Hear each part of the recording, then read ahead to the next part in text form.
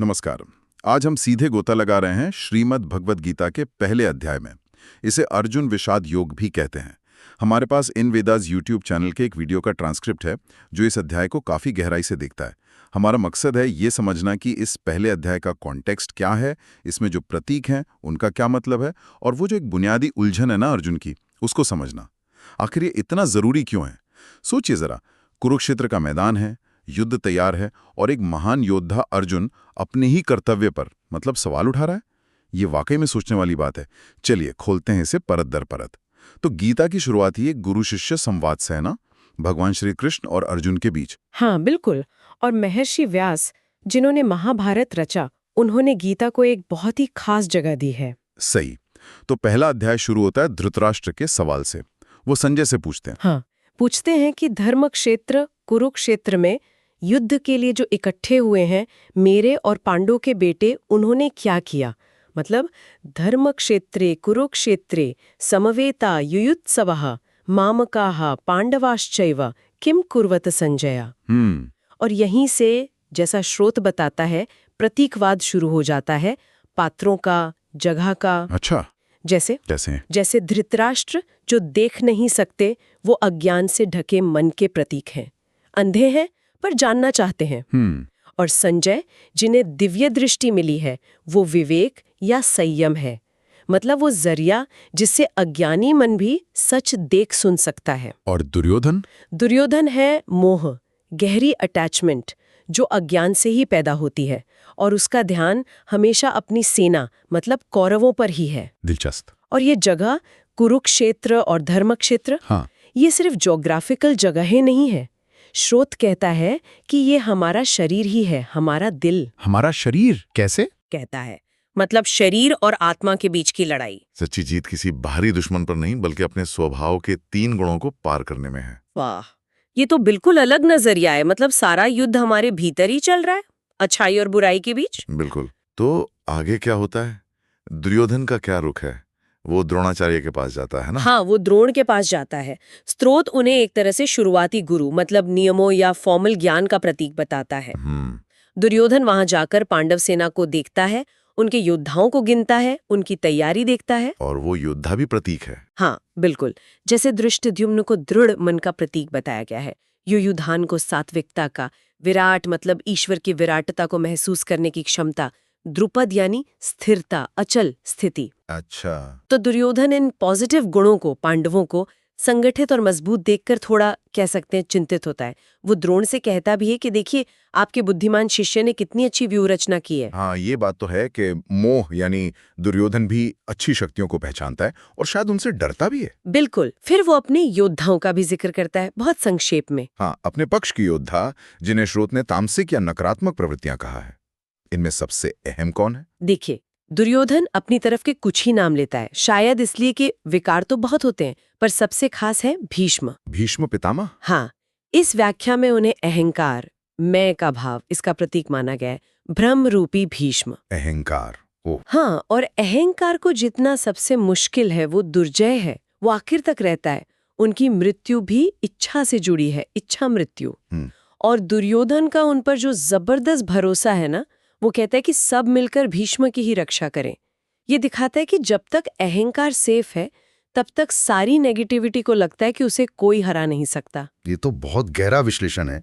और दूसरे योद्धा? हाँ, जैसे कर्ण है, उन्हें अहंकार से जुड़े कर्म का प्रतीक बताया गया है, विजातीय कर्म। अच्छा। कृपाचार्य का प्रतीक भी दिलचस्प है, साधना में गलत समय पर या अनुचित दया का भाव, जो साधक के लिए रुकावट बन सकता है। स्रोत यहाँ पतंजलि योग सूत्र का भी जिक्र करता है, जहाँ सिद्धियों को भी विघ्न माना गया है। अश्वत्थामा को आसक्ति का प्रतीक बताया गया है। विकर्ण मतलब विकल्प या संदेह, भूरिश्रवा यानी भ्रम में विश्वास। तो कुल मिलाकर कौरव सेना अहंकार, अधूरी शिक्षा, गलत कर्म, आसक्ति, शक, इन सब का जमावड़ा है। तो एक तरफ ये सेना है अहंकार और विकारों पर टिकी हुई, और दूसरी तरफ पांडव। फिर क्या होता है? शंख बजते हैं। हाँ, युद्ध की घोषणा, शंख ध्वनि, ये भी प्रतीकात्मक है। भीष्म का शंख नाद सिंह की दहाड़ जैसा बताया गया है, सिंह नादम विनद्युच्चय, जो डर पैदा करता है। डर? हाँ, स्रोत के अनुसार भीष्म का शंख अहंकार और प्रकृति की उस ताकत का प्रतीक है जो डराती है। सिंह प्रकृति का प्रतीक है ना। उनकी दहाड़ के बाद कौरवों के बाकी ढोल नगाड़े भी बज उठते हैं और उनका शोर भयंकर होता है, उथल पुथल मचाने वाला। ये विकारों की अशांत प्रकृति को दिखाता है। और इसके बिल्कुल उलट पांडवों की शंख ध्वनि, हाँ उसे तो दिव्य कहा गया है। हाँ, दिव्यो शंखो। उनके शंख उनके दिव्य गुणों और आध्यात्मिक शक्तियों के प्रतीक हैं। जैसे श्री कृष्ण जो ऋषिकेश है, मतलब इंद्रियों के स्वामी, हाँ, वो अपना 5 जन्य शंख बजाते हैं। ये 5 इंद्रियों पर कंट्रोल और उन्हें अंदर की तरफ मोड़ने का प्रतीक है। वाह। फिर अर्जुन, जिन्हें धनंजय भी कहते हैं क्योंकि उन्होंने आत्मिक धन जीता है, वो देवदत्त शंख बजाते हैं जो उन्हें मिली दैवी संपत्ति का प्रतीक है। और भीम? हाँ, उनका शंख? भीम, जो भीमकर्मा वृकोदर कहलाते हैं, वो पौंड्र नाम का महाशंख बजाते हैं। इसे दिल में बसी असीम भक्ति और भाव का प्रतीक माना गया है। ये भाव इतना शक्तिशाली है कि भगवान को भी वश में कर ले, पर हाँ, कभी-कभी अस्थिर भी हो सकता है। अच्छा, और युधिष्ठिर? हाँ, धर्मराज युधिष्ठिर का शंख है अनंत विजय। मतलब धर्म में टिके रहना ही अनंत विजय है, परमात्मा में स्थिति पाना है। और नकुल सहदेव के शंख? बिल्कुल, नकुल जो नियम के प्रतीक है, वो सुघोष शंख बजाते हैं। सुघोष मतलब अच्छी आवाज जो अशुभ को मिटाकर शुभ लाए। और सहदेव जो सत्संग और श्वास के महत्व के प्रतीक है, वो मणि पुष्पक बजाते हैं। मणि यानी हर कीमती सांस, और पुष्पक मतलब कमल की तरह खिलना, लक्ष्य पाना। इनके अलावा शिखंडी है, धृष्टद्युम्न है, उन सब के शंख भी गूंजते हैं। शिखंडी आसक्तियों के त्याग का प्रतीक, धृष्टद्युम्न दृढ़ मन का। तो ये सारी दिव्य ध्वनियां एक साथ। हाँ, और इन सब का मिला जुला असर देखिए। सघोषो धार्तराष्ट्राणाम हृदयानि विदारयेत। ये आवाज धृतराष्ट्र के बेटों के मतलब नकारात्मक आसुरी प्रवृत्तियों के दिलों को चीर देती है, फाड़ देती है। ओह, ये साफ दिखाता है कि जब पॉजिटिव शक्तियां एक साथ आती हैं, मजबूत होती हैं, तो नेगेटिविटी की जड़ें हिल जाती हैं, वो कमजोर पड़ने लगती हैं। कमाल है। ये शंखनाद सिर्फ युद्ध के ऐलान नहीं, बल्कि अंदर की शक्तियों की जागने का प्रतीक है। बिल्कुल। अब आते हैं इस अध्याय के बिल्कुल केंद्र में, अर्जुन का विषाद, उनकी वो गहरी दुविधा। अर्जुन, जिनके रथ पर हनुमान जी का ध्वज है, कपिध्वज। हाँ, जो इंद्रियों और मन पर जीत का प्रतीक है। वो कृष्ण से कहते हैं कि हे अच्युत, मेरा रथ दोनों सेनाओं के बीच ले चलिए। मैं देखना चाहता हूँ कि ये कौन लोग हैं जो मुझसे लड़ने आए हैं। योद्धु का मान अवेक्ष्य हम, ये एतेत्र समागताः। हाँ, वो देखना चाहते हैं कि उनके विरोधी कौन है। लेकिन जब कृष्ण रथ को ठीक भीष्म, द्रोण और बाकी राजाओं के सामने खड़ा कर देते हैं और अर्जुन दोनों सेनाओं में अपने ही लोगों को देखते हैं, दादा, गुरु, मामा, भाई, बेटे, पोते, दोस्त, ससुर, शुभचिंतक, तब क्या होता है? बस यहीं से अर्जुन का वो प्रसिद्ध विषाद शुरू होता है। स्रोत कहता है कि अपनों को देखकर वो बहुत ज्यादा करुणा और दुख से भर जाते हैं। कृपया पर्याविष्टो विषीदन इदम ब्रवीत। उनकी हालत बिगड़ने लगती है, फिजिकली भी और मेंटली भी। वो कहते हैं मेरे अंग ढीले पड़ रहे हैं। सीदंती मम गात्राणी, मेरा मुंह सूख रहा है। मुखम च परिशुष्यति, हाँ, वो पूरी तरह टूट जाते हैं। शरीर में कंपन हो रहा है। वेपथुश्च शरीरे में, रोंगटे खड़े हो रहे हैं। रोम हर्षश्च जायते, उनका गांडीव धनुष वो हाथ से छूट रहा है। गांडीवम स्रंसते हस्तात। सोचिए, अर्जुन जैसे योद्धा के हाथ से गांडीव छूट रहा है। न च शक्नोम्य अवस्थातुं, ये एक महान योद्धा के लिए मतलब चरम निराशा की स्थिति है। वाकई ये तो बिल्कुल पतन जैसा लगता है। फिर वो युद्ध न करने के लिए तर्क देना शुरू करते हैं। हाँ, कई तर्क देते हैं। पहला तो यही कि हे कृष्ण, मुझे जीत नहीं चाहिए, न राज्य चाहिए, न सुख, न कांक्षे विजयम कृष्ण, न च राज्यम सुखानी च।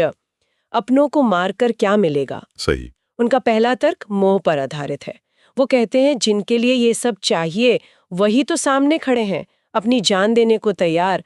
गुरु हैं, पिता हैं, पुत्र हैं, दादा हैं, मामा, ससुर, पोते, साले, सब अपने ही तो हैं। वो कहते हैं मधुसूदन, अगर ये मुझे मार भी दें तो भी मैं इन्हें मारना नहीं चाहता। तीनों लोकों के राज के लिए भी नहीं, तो इस धरती के छोटे से राज के लिए क्यों मारूं? ये तो बहुत भावुक तर्क है। फिर वो पाप, पुण्य और धर्म की बात करते हैं। हाँ, अगला तर्क पाप के डर का है। वो कहते हैं कि इन धृतराष्ट्र के बेटों को ये आताई है, मतलब अन्यायी है, फिर भी इनको मारकर हमें पाप ही लगेगा। पापमेवाश्रयेदस्मान् हत्वैतानाततायिनः। आतताई को मारने में भी पाप। हाँ, अर्जुन की उस समय की समझ यही है। वो कहते हैं कि अपने ही भाइयों को मारकर हम सुखी कैसे हो सकते हैं। स्वजनम ही कथम हत्वा सुखिना स्याम माधवा। यहाँ उनकी धर्म की समझ परिवार और कुल तक ही है अभी। समझ लिया। और फिर वो कुल के नाश वाली बात करते हैं। हाँ, ये उनका सबसे लंबा तर्क है, कुल क्षय का डर। वो कहते हैं युद्ध से कुल का नाश होगा और कुल के नाश से जो सनातन कुल धर्म है वो नष्ट हो जाएंगे। कुलक्षये प्रणश्यन्ति कुलधर्माः सनातनः। अच्छा, वो कुल धर्म को ही सनातन धर्म मान रहे हैं उस वक्त। हाँ, यही उनकी उस समय की सीमा है। वो अपनी कुल की परंपराओं को ही सनातन धर्म समझ रहे हैं। और इसके परिणाम क्या बताते हैं वो? एक पूरी चेन बताते हैं। कहते हैं कुल धर्म नष्ट हुआ तो कुल में अधर्म फैलेगा, अधर्म फैला तो कुल की स्त्रियां दूषित होंगी, प्रदुष्यंती कुल स्त्रियां। स्त्रियां दूषित हुई तो वर्ण संकर पैदा होंगे, मतलब अवांछित संतान। और ये वर्ण संकर कुल का नाश करने वालों को और पूरे कुल को नरक में ले जाएंगे। संकरो नरकायैव कुलज्ञानाम कुलस्य च, क्योंकि पितरों को पिंडदान वगैरह मिलना बंद हो जाएगा। लुप्त पिंडोदक क्रिया। बाप रे, तो बहुत दूर तक सोच रहे हैं। हाँ, वो कहते हैं इससे जाति धर्म कुल धर्म सब नष्ट हो जाएंगे और जिनके कुल धर्म नष्ट हो जाते हैं वो हमेशा के लिए नरक में रहते हैं। ऐसा हमने सुना है, नरके नियतम हासो भवतीत्यनुशुश्रूम। तो वो अपनी समझ से धर्म, समाज, परलोक सबकी चिंता करके युद्ध से बिल्कुल पीछे हट रहे हैं। बिल्कुल, यहाँ तक कि वो कहते हैं हाय हम कितने बड़े पाप पर उतर आए हैं। अहो बत महत पापम कर्तुम व्यवसिता वयम। थोड़े से राज और सुख के लिए अपनों को मारने चले हैं। और इसमें वो कृष्ण को भी लपेट लेते हैं। हाँ, कहते हैं हम लोग वयम ये पाप करने जा रहे हैं, जैसे कृष्ण भी इसमें शामिल हो। उनकी निराशा इतनी बढ़ जाती है कि आखिर में कहते हैं इससे तो अच्छा है कि ये कौरव मुझे निहत्ते को, जो सामना भी नहीं कर रहा, मार डाले। वो मरना मेरे लिए ज्यादा अच्छा होगा। यदि माम प्रतिकारम अशस्त्रम तन्मे क्षेमतरम भवेत। ये तो विषाद की पराकाष्ठा है। बिल्कुल, मोह और दुख का चरम। और अध्याय खत्म कैसे होता है? संजय धृतराष्ट्र को बताते हैं कि ऐसा कहकर शोक से व्याकुल मन वाले अर्जुन अपना धनुष बाण रखकर रथ के पिछले हिस्से में बैठ गए। विसृज्य सशरम चापम शोक संविघ्न मानसः। उन्होंने लड़ने से मना कर दिया। तो इस पूरे अध्याय का निचोड़ क्या है? इससे हमें क्या लेना चाहिए? देखिए, ये सिर्फ अर्जुन की कहानी नहीं है, ये हम सबकी कहानी है। जब हमें कर्तव्य और अपने मोह, अपने डर, अपने रिश्तों के बीच चुनना पड़ता है। हाँ, ये तो है। शरीर और आत्मा की, अच्छी और बुरी आदतों की। अर्जुन के तर्क बहुत मानवीय हैं। रिश्तों का वास्ता, पाप का डर, समाज बिगड़ने की चिंता। उनके धर्म की समझ अभी पारंपरिक है, कुल तक सीमित है। वो आत्मा के असली स्वरूप को, अपने सच्चे स्वधर्म को अभी नहीं देख पा रहे। और इसीलिए शायद इस अध्याय का नाम अर्जुन विषाद योग है, मतलब अर्जुन के दुख का योग। हाँ, बिल्कुल, यही विषाद, यही कंफ्यूजन योग बनता है, मतलब जुड़ने का कारण बनता है, कृष्ण की शिक्षाओं से जुड़ने का, सच से जुड़ने का। अच्छा, यही संकट उन बड़े सवालों को जन्म देता है जिनका जवाब आगे पूरी गीता देगी। धर्म क्या है, कर्म क्या है, मोह से कैसे छूटें, जीवन मृत्यु क्या है। ये अध्याय बस स्टेज सेट करता है उस महान संवाद के लिए। सही कहा। यह दुख ही अर्जुन को शिष्य बनाता है, सवाल पूछने लायक बनाता है। बिल्कुल। और यहीं एक सवाल हमारे लिए भी छोड़ जाता ही अध्याय। जैसा स्त्रोत ने भी इशारा किया, अर्जुन उस वक्त कुल धर्म को ही सनातन धर्म समझ रहे थे। हाँ, आज भी तो कई बार हम अपनी परंपराओं को, अपने समाज के नियमों को ही सबसे बड़ा सच मान लेते हैं, ना? हाँ, होता है ऐसा। तो ऐसे में जब कर्तव्य और अपनी भावनाएं टकराएं, तो वो जो सच्चा शाश्वत रास्ता है, सनातन धर्म है, उसे कैसे पहचाने? ये एक सवाल है जो पहला अध्याय हमारे मन में छोड़ जाता है, और इसका जवाब हमें आगे की गीता यात्रा में मिलेगा। बिल्कुल। इस गहरी और दिलचस्प चर्चा के लिए धन्यवाद।